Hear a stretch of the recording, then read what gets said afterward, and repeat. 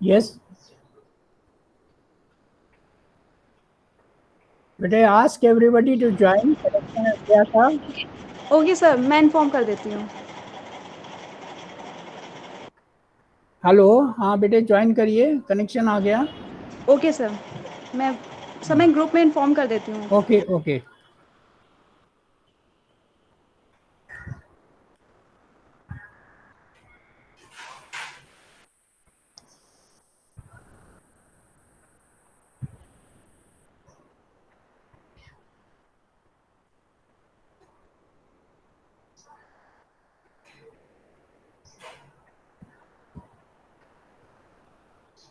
Last time आपने कहाँ तक सुना था? क्या बात सुनी थी लास्ट टाइम जब डिस्कनेक्ट हुए हम लोग? Divya, yes sir. मैं सर मैं जो बता रहा था कहाँ तक सुना है आपने? सर लास्ट आप सब पर्सनल वर्किंग। सर एक मिनट। हाँ. सर स्वाइल लाइनिन तक बता दिया था सर आपने। Soil linen. सॉइल लिनेन को जो रिसीव करने जाते हैं या सॉइल लिनेन को रिसीव करते हैं, उनको उस सॉइल लिनेन को सेग्रीगेट करके रखना होता है. सेग्रीगेशन एक वर्ड है जो आपको समझ लेना चाहिए. सेग्रीगेशन माने जैसे हाउसकीपिंग वाले में था.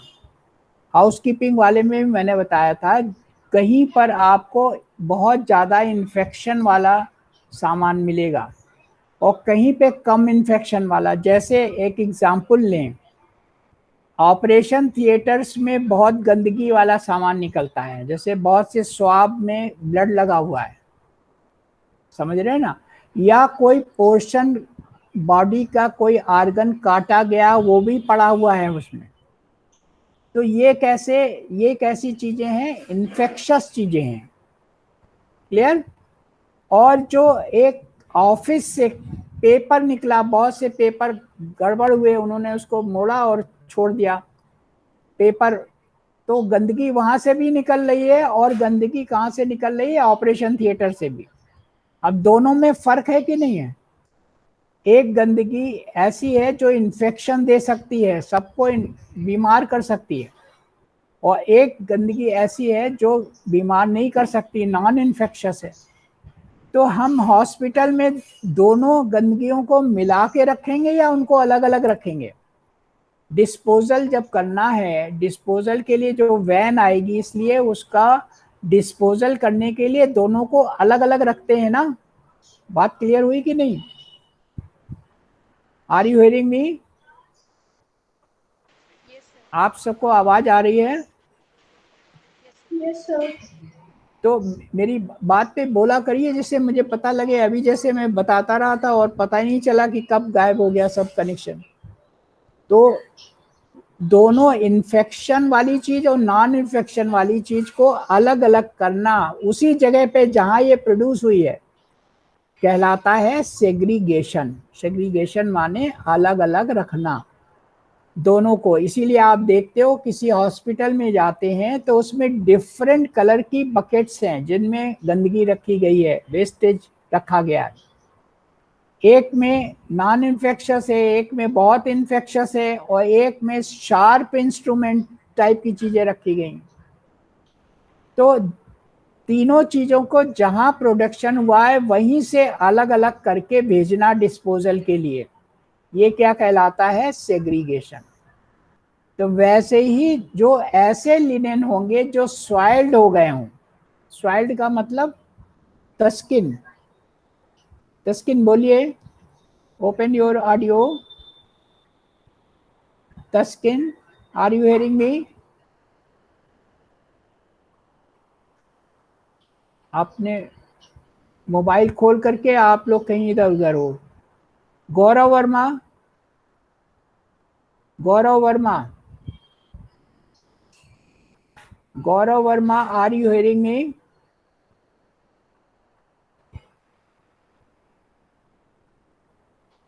मंजर अली, मंजर अली, यस सर। आप मेरी बात को सुन रहे हैं? मैंने यस सर। क्या कहा, मैंने क्या बताया अभी? सर आपने भी पूछा है कि हाँ हाँ सॉइल्ड हाँ क्या होता है, मतलब क्या होता हाँ, है। सॉइल्ड और सॉइल्ड क्या होता है बताइए। सॉइल्ड यस का सर। मतलब, हाँ सर जो जो कपड़े हाँ, बॉडी फ्लूइड से इन्फेक्टेड हो जाते हैं।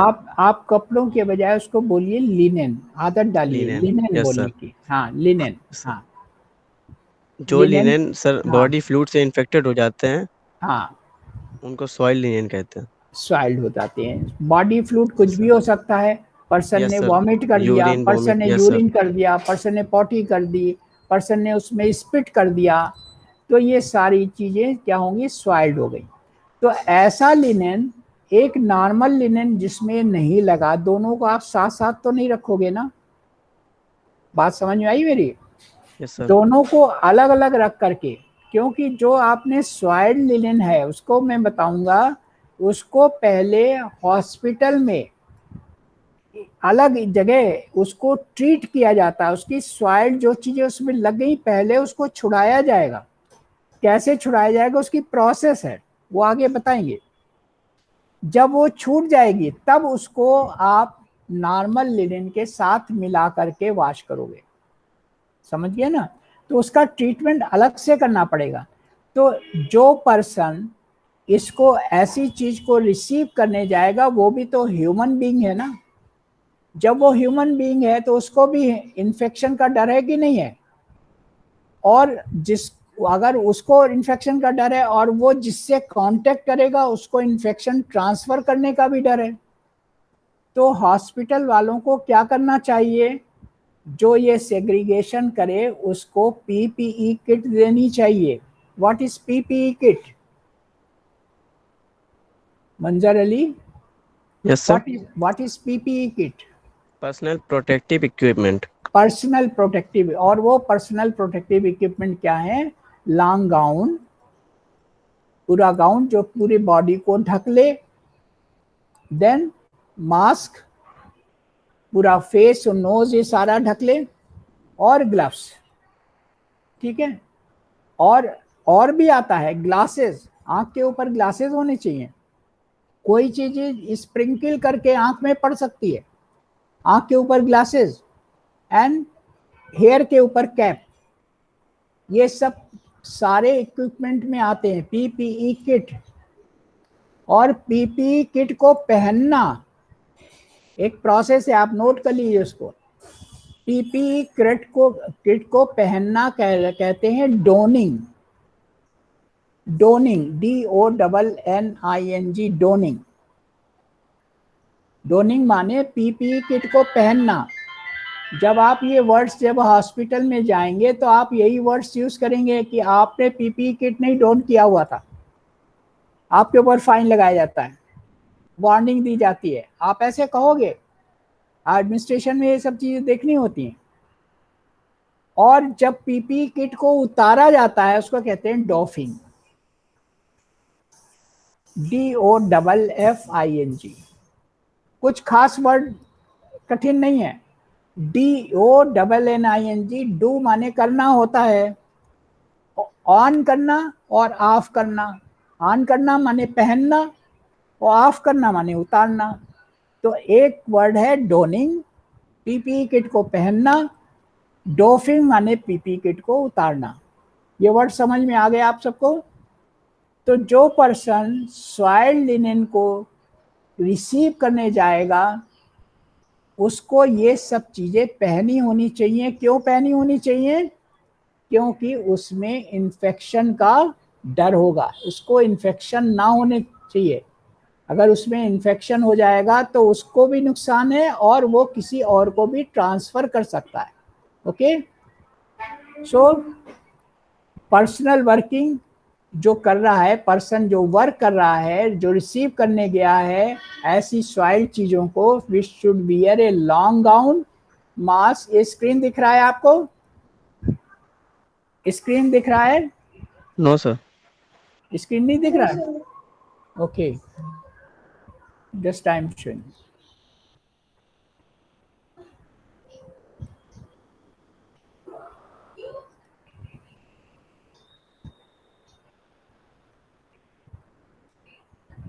आप देखा? Yes, sir. Yes, sir. Okay.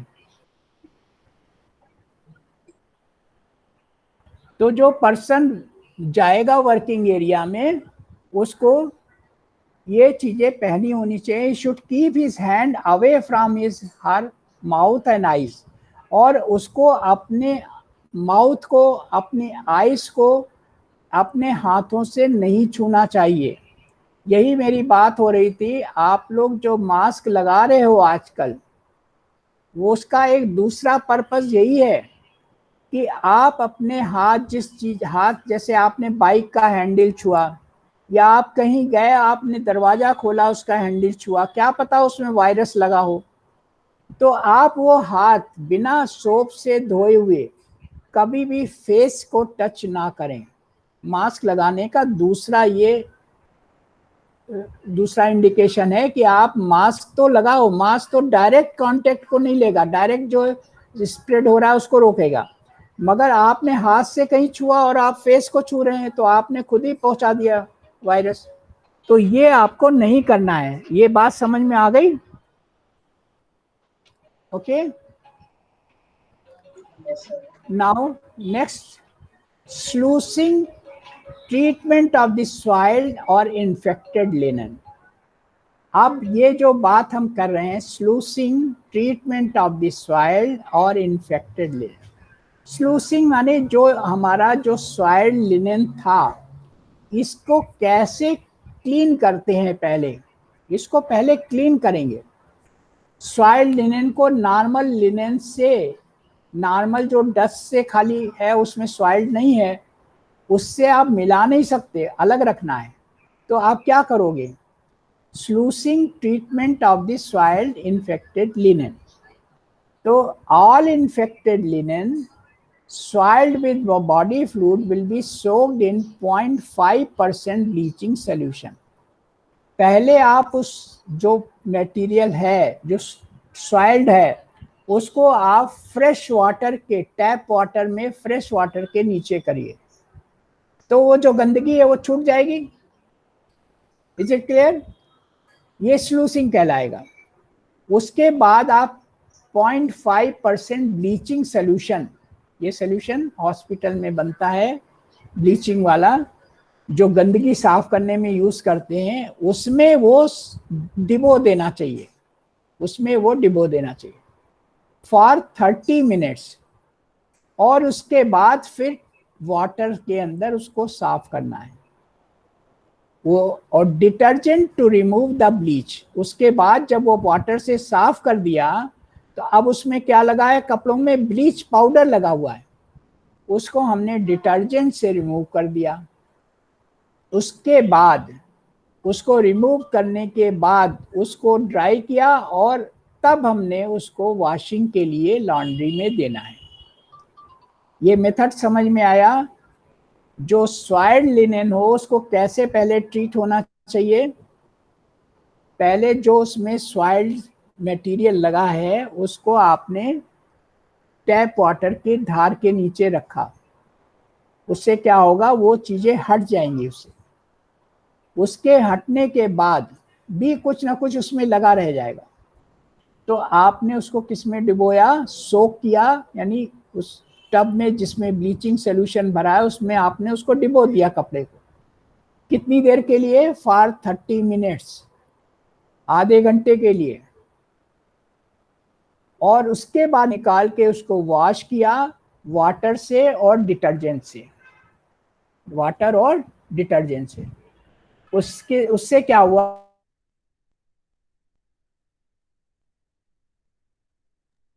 Bleaching. तो उसके बाद आप उस सॉइल्ड लिनेन को नॉर्मल लिनेन से मिला सकते हो। Handing taking over of linen with the laundry staff, the soiled linen is tied with 2 bundles and an entry made. Soiled linen की जो आप बंडल बना लोगे एक अलग से, और उसकी एंट्रीज कर लोगे। Infected linen is accounted and handed over separately. इस तरह का जो इन्फेक्टेड लिनेन होता है उसको आप सेपरेट बंडल दे दोगे, और एक वो सेपरेट बंडल दोगे जो सॉइल्ड नहीं था। If possible, all linen is inspected for tears and damage at this point to avoid dispute. और इसी लेवल पर अगर उसमें कोई कपड़े में कोई टीयर है, फटा हुआ है, तो उस डैमेज है, तो उसी समय नोट कर देना चाहिए जिससे कोई डिस्प्यूट ना हो। तो ये मेथड समझ में आया सबको? This method is clear to everybody? Hello, yes sir. Is this method is clear to everybody?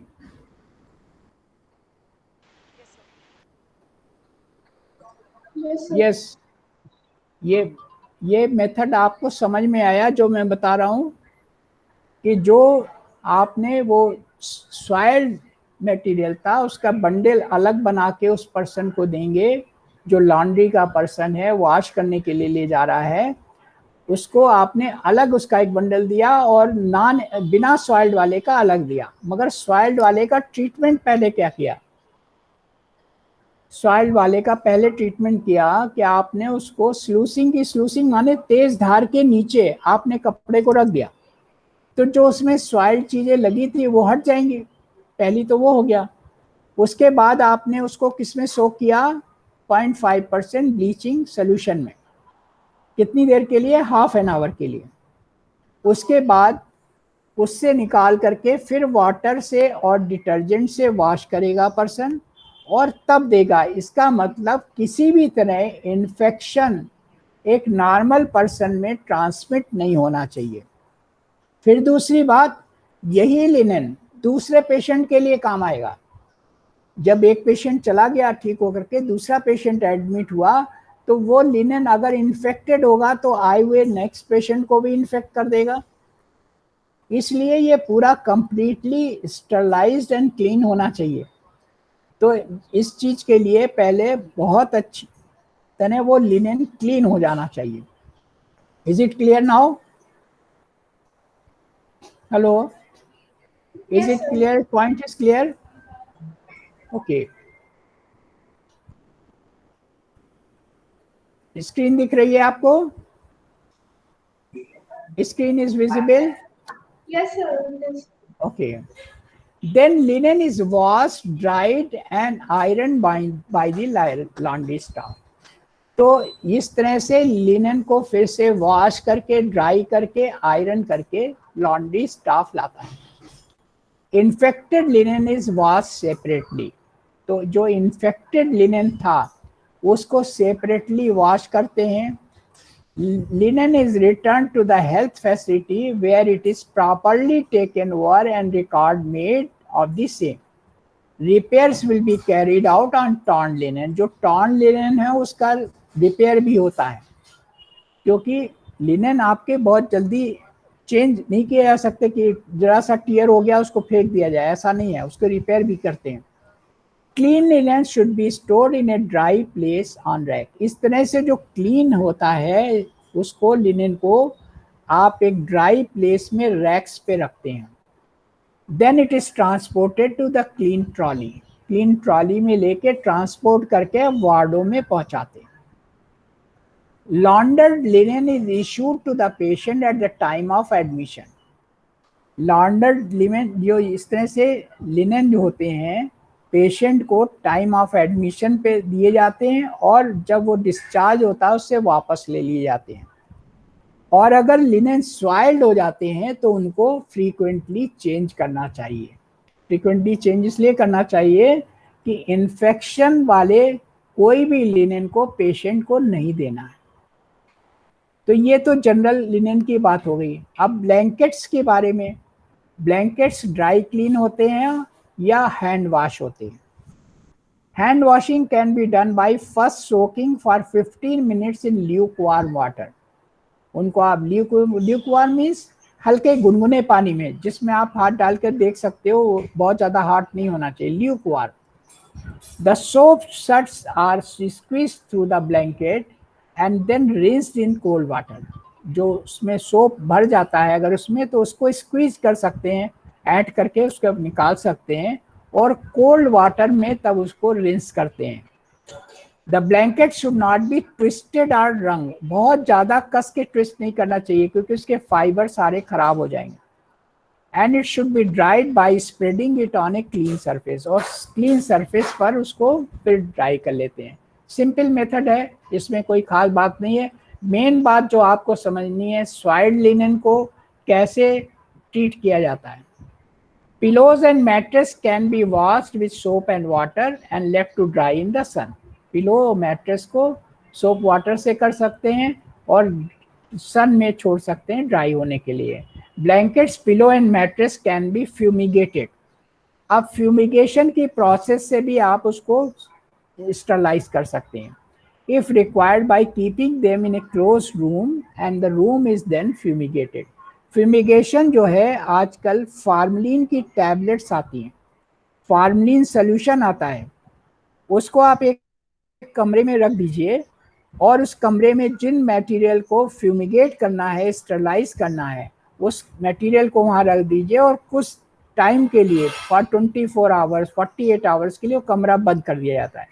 तो जो फार्मलिन की वेपर्स उठेंगी उससे सारी ये चीज़ें अपने आप साफ हो जाती हैं। फ्यूमिगेशन आजकल ये बहुत ज़्यादा हो रहा है, क्लिनिक्स में हो रहा है, फ्यूमिगेशन करके तब वो क्लिनिक खोलते हैं।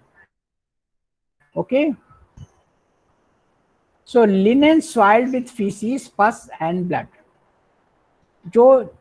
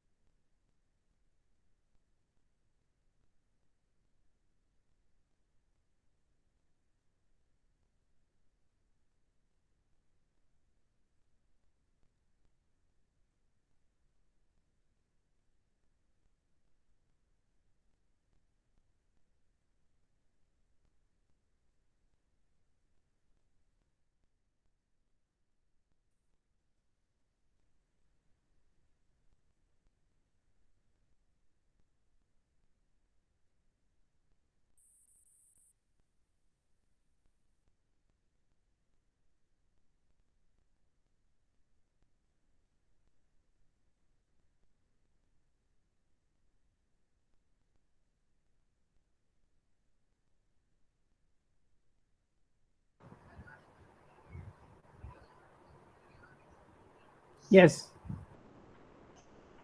तो ये बात आपको समझ में आ गई। लॉन्ड्री सर्विसेज और हाउस कीपिंग सर्विसेज दोनों में हमने एक वर्ड यूज किया। आवाज आ रही है आप सबको? Sound is clear to you? Hello? Yes sir. जो मैंने लास्ट टाइम आपको हाउस कीपिंग सर्विसेज में बताया था वही यहाँ पर भी एप्लीकेबल है। क्या एप्लीकेबल है कि hospital house keeping services as well as laundry services are both police of the hospital. What do you mean by police? Taskeen, are you hearing me? Taskeen, आपका ये खुला तो है but you are not here. Physically आप नहीं हो वहाँ पर। शरीक अहमद,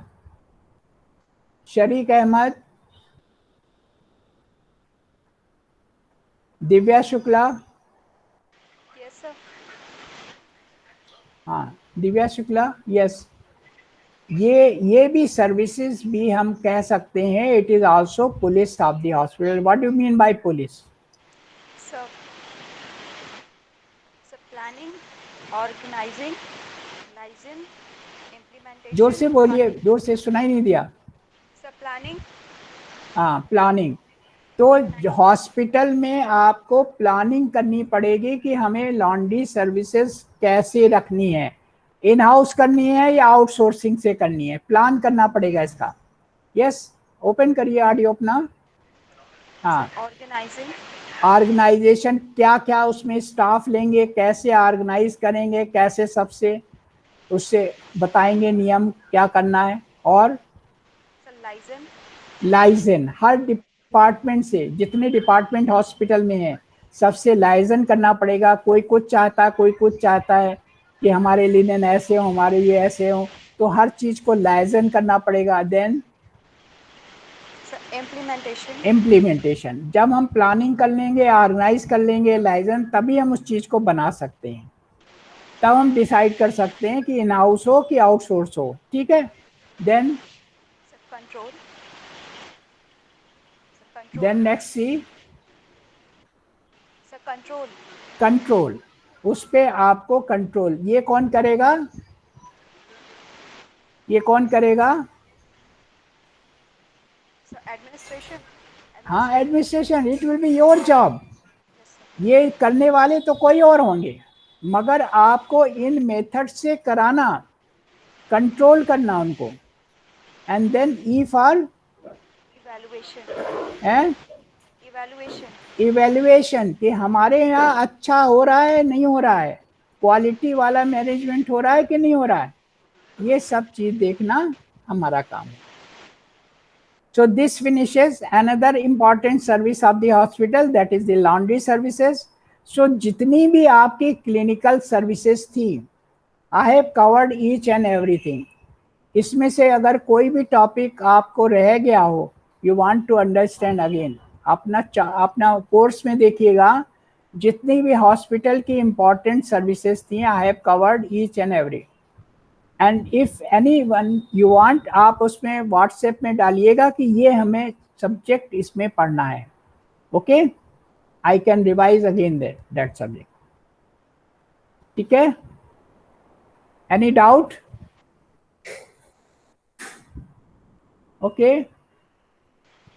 अटेंडेंस भेज दीजिएगा।